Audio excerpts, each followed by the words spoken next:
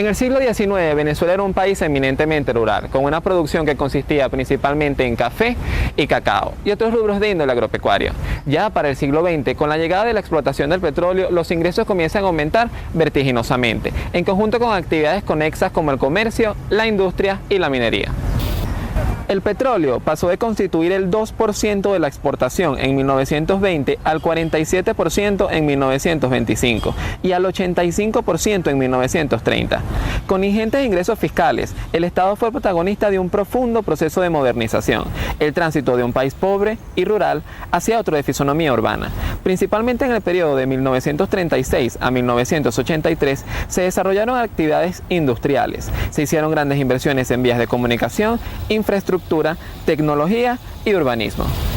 Pero también hubo un retroceso en las actividades agropecuarias, ya que la población rural comenzó a migrar a las grandes ciudades en búsqueda de una mejor calidad de vida, debido a las condiciones precarias que existían en el campo. Estos éxodos rurales hacia los centros urbanos crecieron de forma acelerada y sin planificación alguna.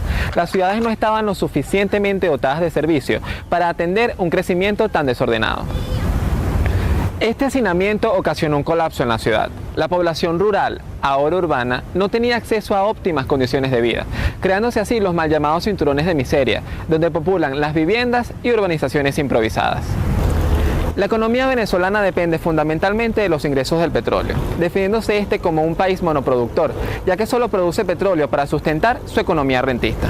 El petróleo es vendido al mercado interno y externo para generar divisas que sustentan el presupuesto del Estado, abundante cuando el precio es alto y deficitario cuando el precio es bajo. Venezuela es un país privilegiado por su situación geográfica y su gran cantidad de recursos naturales distribuidas por todas sus regiones. Sin embargo, es fundamental tener claro que la sola posesión de vastos recursos no es garantía de desarrollo para un país, pues hace falta aprovechar de manera racional y sustentable todas aquellas potencialidades económicas existentes, explotando aquellas áreas en las cuales se tenga ventajas comparativas que permitan competir en el mercado internacional, con el fin de generar un gran caudal de ingresos y beneficios para promover el desarrollo y el crecimiento económico.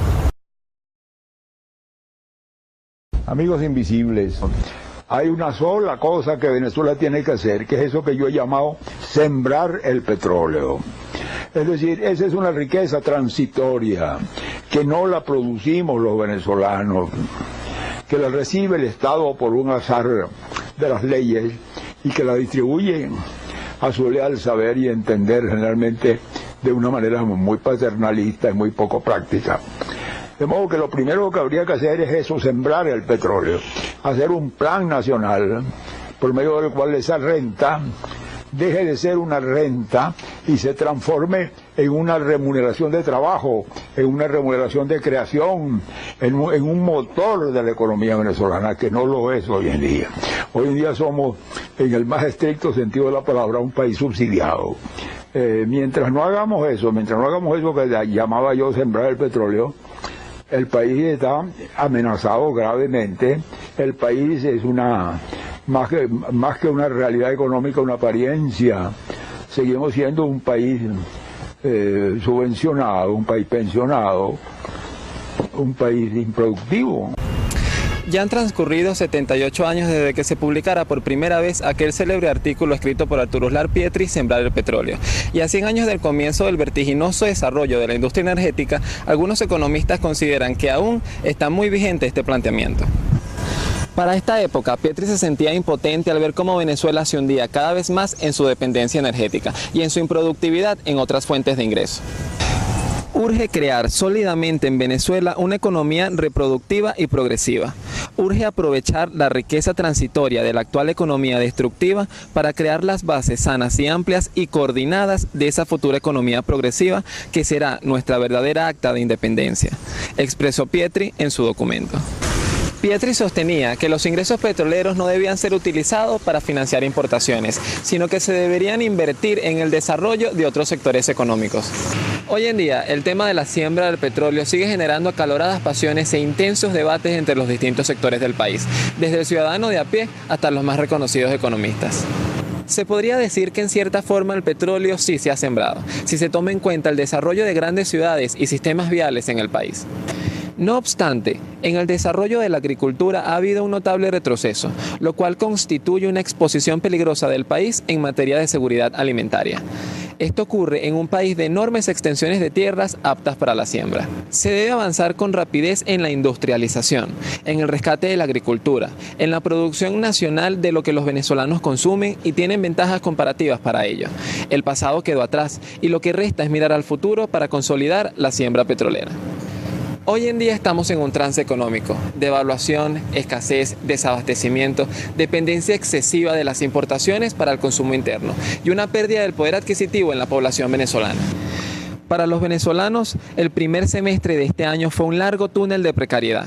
El incesante incremento de los precios obligó a vivir con menos porque el salario perdió capacidad de compra. La escasez de alimentos se tradujo en largas colas en las puertas de los abastos y supermercados. Las empresas enviaron trabajadores a sus casas por la falta de materia prima para producir. Y el diálogo entre el gobierno y el sector privado para abordar la crisis no se tradujo en un escenario que fortaleciera las fuerzas de la economía. El precio de la cesta petrolera venezolana registró un acelerado descenso desde $99 en junio de 2014 hasta un promedio de $40 en el primer semestre de 2015. Si bien el motor de la economía comenzó a fallar antes de la caída vertiginosa de los precios, la posibilidad de un cambio en positivo durante los próximos meses descansa principalmente en el oro negro. Ante estos planteamientos se presentan las siguientes preguntas. ¿Hasta cuándo seguiremos asumiendo el petróleo como un paradigma de desarrollo? ¿Por qué no hemos asumido definitivamente la necesidad de producir en Venezuela? ¿Cómo ponerle freno a la escalada de precios que se ha desatado en el país?